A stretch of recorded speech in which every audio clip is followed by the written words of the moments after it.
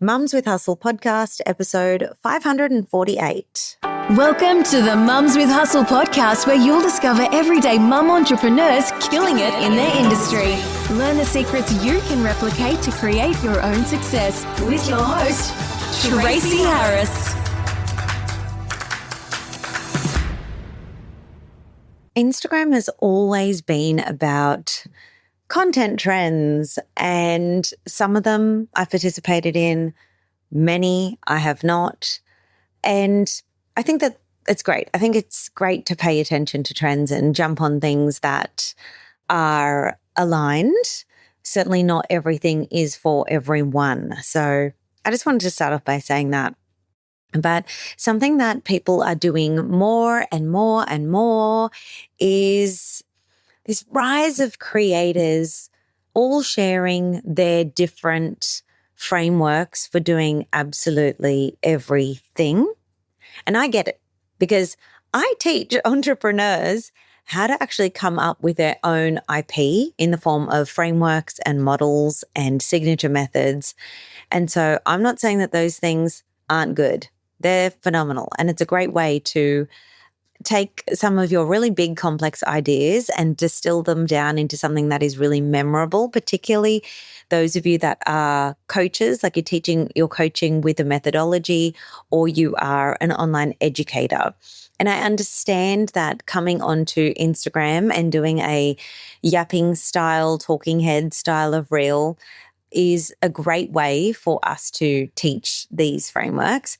However, I want everyone to just practice a little bit more discernment, because some of you, and I say this with love, as your truth-telling, tough, loving friend and mentor, I can see so many people in this community losing themselves in the process or in their attempts of applying frameworks to how they show up, not just on their Instagram content, but also in their sales pages, or in how they're creating their webinars, or in how they're writing emails.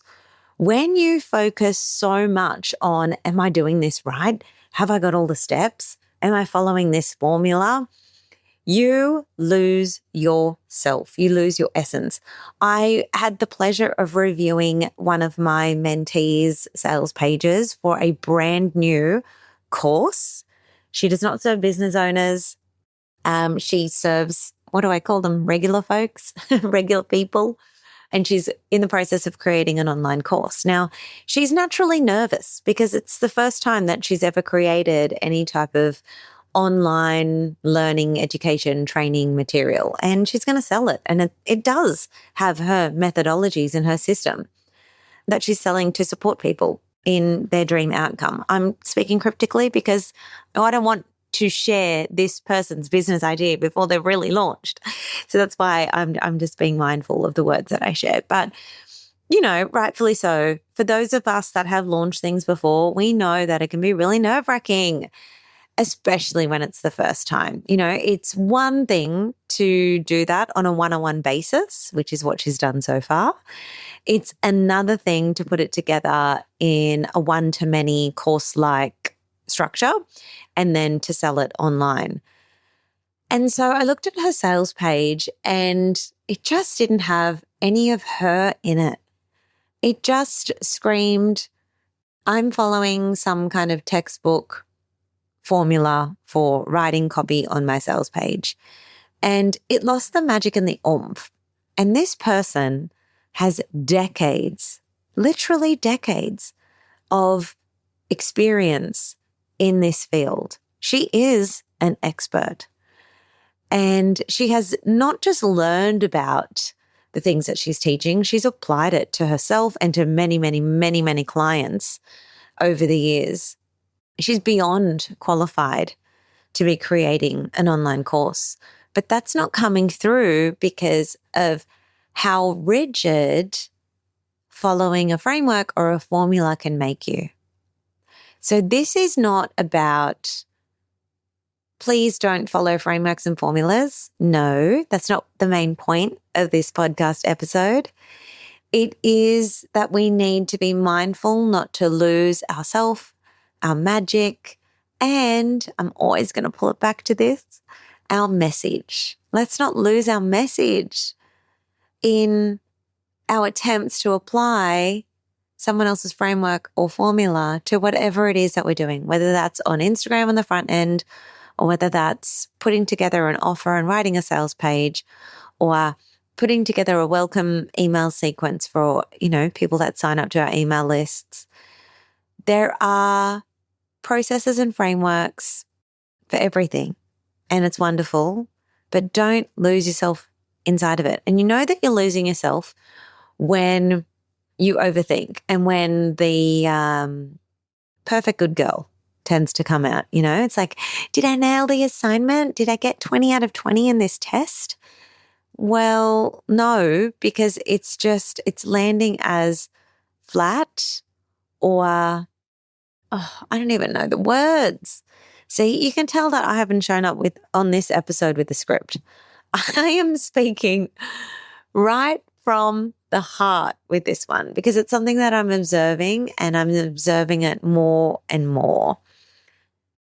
So my top tip when it comes to creating is in particular, creating content, is to say it as if you would say it just to one person, and say it in your voice. How would you say it? How do you want people to feel? How would you say it if you had to keep it in like a 5th grade level way so that it's easily understood? Because the saddest thing is, or the cost of losing yourself to a rubric or a framework, is that you're not actually going to have the impact that you want to have. Your message gets lost when you're trying too hard to fit into somebody else's framework.